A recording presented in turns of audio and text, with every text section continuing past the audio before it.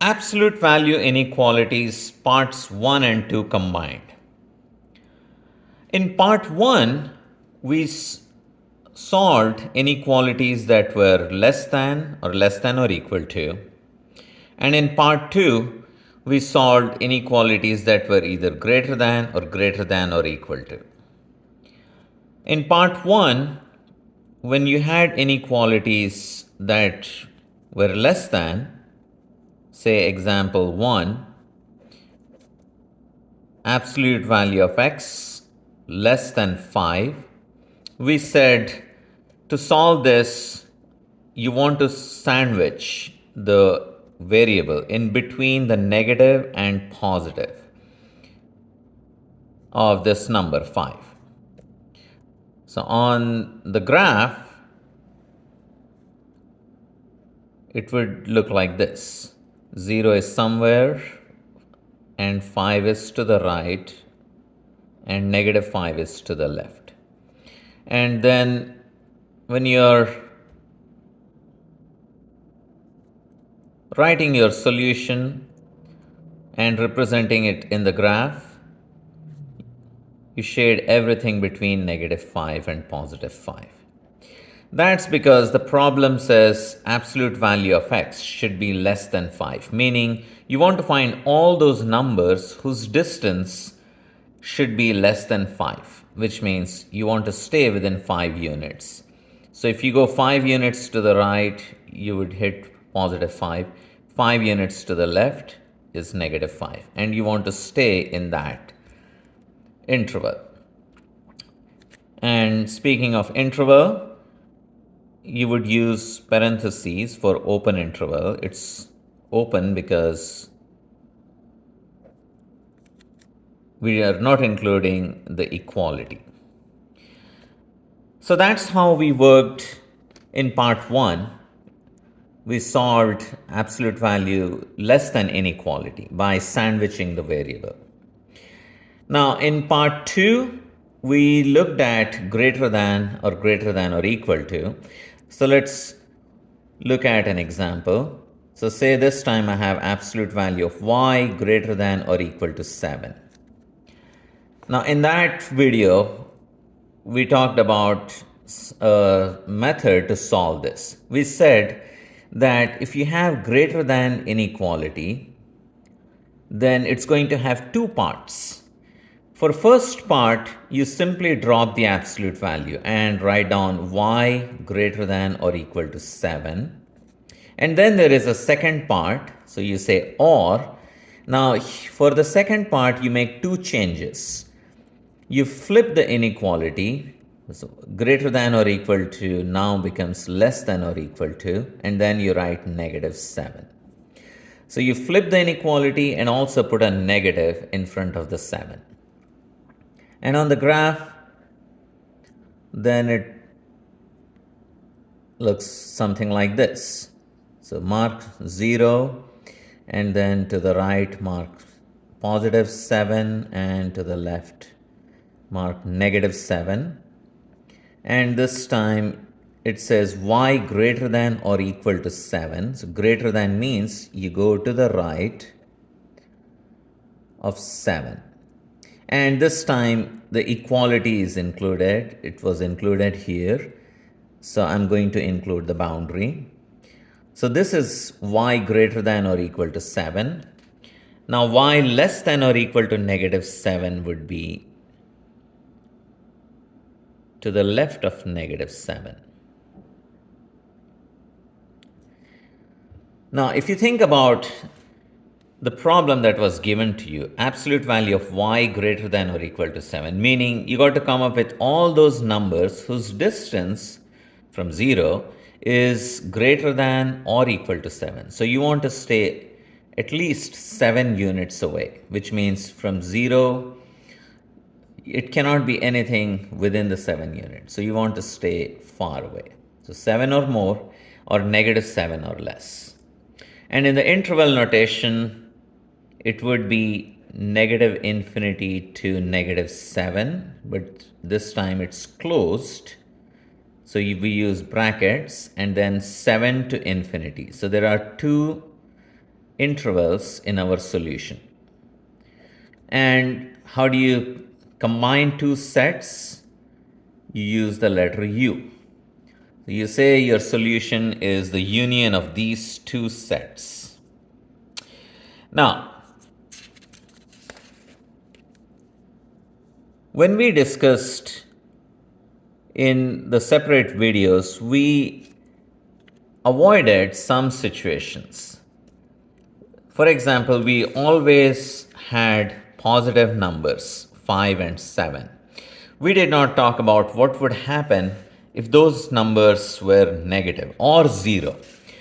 Now, in example 3, I'm going to have one such example, one such case, absolute value of x less than negative 2. Now, when you have negative number, then don't be too quick to sandwich x between now negative 2 and positive 2. No, it won't work. That would work only when this is positive. Now, think about this. The problem is asking to find all those numbers whose distance is less than negative 2. Now, the distance can never be negative. Absolute values are always either positive or 0, but it can never be negative. So, you cannot find any number whose absolute value is less than negative 2. Less than negative 2 means it's going to be negative again.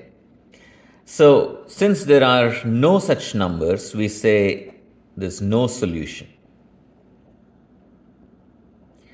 Now, it would be the same. So, let me write this problem, absolute of x less than or equal to negative 2. And again, you cannot find any number whose absolute value is less than negative 2, and you cannot even find a number whose absolute value is equal to negative 2. So again, it's no solution. All right, let's look at this example. What if you have absolute value of x is less than 0? So less than 0 means negative. So you cannot have any number whose absolute value is negative. So this is again no solution. Now, however, if you have absolute value of x less than or equal to 0. Now, this time, there are two separate cases. Absolute value of x less than 0 is no solution, but absolute value of x is equal to 0. There is one answer, and the answer is x is equal to 0. So, on the graph, it would be just the number 0. So, there's only one point in the solution. So, that would cover everything for both less than or equal to. So, we dealt with 0 and also negative numbers. When it's negative, you're not going to have any solution. Now, you don't want to memorize all of these. You want to think absolute value less than negative 2 and ask, is it possible? Absolute value of x less than or equal to 0. When you think absolute value of x can never be negative, but it can be 0. And that happens when x is 0, because the absolute value of 0 is 0. Now let's look at examples where it's greater than inequality. So now let's say absolute value of y is greater than negative 3, for example. Now, what is the problem asking us to find? It's saying find all those numbers whose absolute value is greater than negative 3. Now, this time, the answer is, if you imagine the number line, this is number line, 0 is somewhere, and there are positive numbers, negative numbers on that number line. Now, what numbers have absolute value greater than negative 3? Greater than every number has an absolute value of something positive. So whether you pick this number, this number, this number, anywhere you pick, its absolute value is going to be positive. And even if you pick 0, it's going to be 0. So it's going to be greater than negative 3. So in this case, the answer is all real numbers. So you say every number is a solution. So all real numbers. Now sometimes you write that as an interval, negative infinity to infinity, meaning everything included. Now, what would you do if you had, say, absolute value of y greater than or equal to negative, let's use negative 3 again. Again, for this case, it's going to be all real numbers, because all absolute values are going to be more than, or they are going to be more than negative 3 for sure. They are 0 or higher, which means every number has an absolute value more than negative 3. So this is also negative infinity to infinity, all real numbers.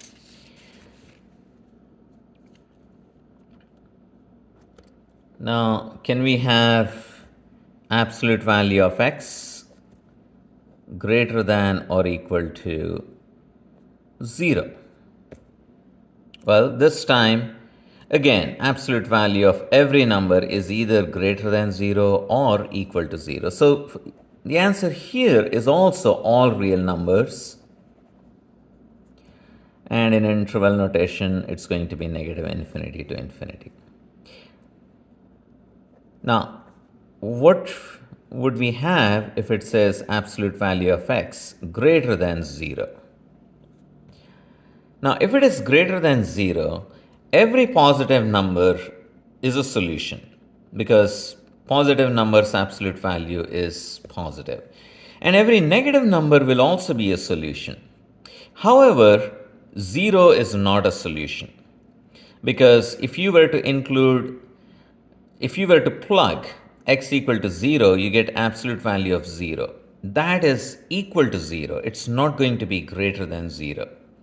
So for this case, your solutions are going to be everything except 0. So if this is 0, you want to avoid that.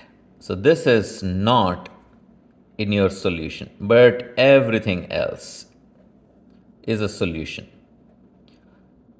So on the graph, you will shade everything and leave an open circle at 0. In the interval notation, you say it's going to be negative infinity to 0, and you will use parentheses because you don't want to include 0. And again, you start going from 0 to infinity. Again, be sure to have parentheses. And then you say it's the union of these two sets. So these are the cases where you could have either no solution or all real numbers as a solution, or sometimes all real numbers except 0. So you want to be careful when you look at an absolute value problem. We have a method for solving less than inequalities, greater than inequalities, and the idea is if you have less than, you sandwich. If you have greater than, you write two separate inequalities and solve them. Now, but your problems might be more complicated than what I have just given.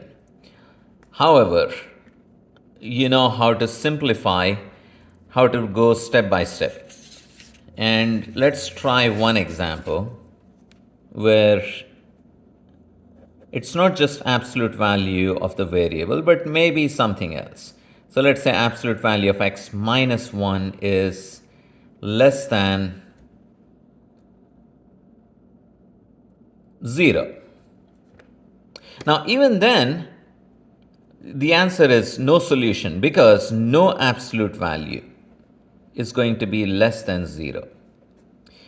However, if you have absolute value of x minus 1 is less than or equal to 0, then this time absolute value could be 0.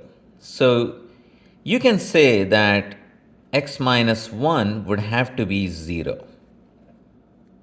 And you add 1 on both sides and write down your solution. So you get just one number, x equals 1 for this inequality. Okay. In the next example, I'm going to have greater than inequality. So what if I have 2x minus 3 is greater than 0?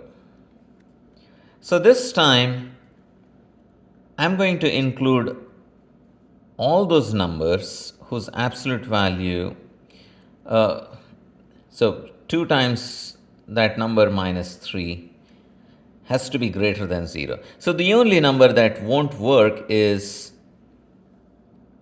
where 2x minus 3 is equal to 0. If I have anything inside the absolute value other than 0, then this is going to work because absolute value of every non-zero number is going to be greater than 0. So let's go ahead and actually I should say that this should not be equal to 0. And then we solve, add 3 on both sides, and we say 2x should not be equal to 3 or x should not be equal to 3 over 2. X should not be equal to 3 over 2. On the graph,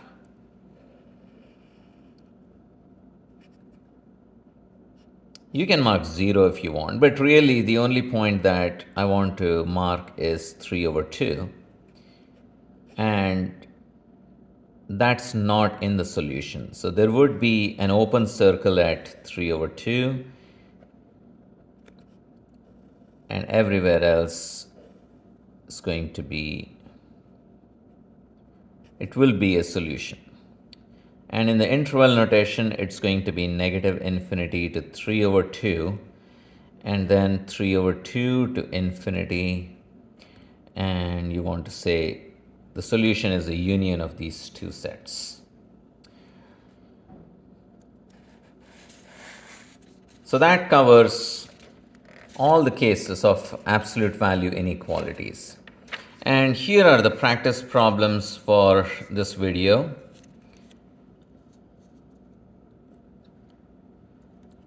So problem 1, 2, they're all 1, 2, 3, 4, 5. They have all been covered in the previous 2 videos because we have only positive numbers. Now in number 6 though, even though it might seem like you have a positive number here, but the first thing you will be doing is subtracting 3 from both sides. So that would give you a negative 1 here.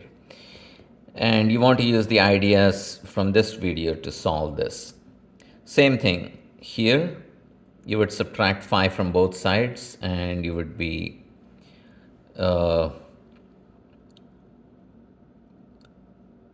using the ideas you learned in this video. Now in this problem, what happens is at some point you would be dividing by a negative number, so inequality flips. So then you would be, you would have to write this separately. You have done this problem in the previous 2 videos. And like always, I'll have the answers in the video description. And if you have any questions, you can also ask me. And that's all for this video. I'll see you in the next one. Thank you.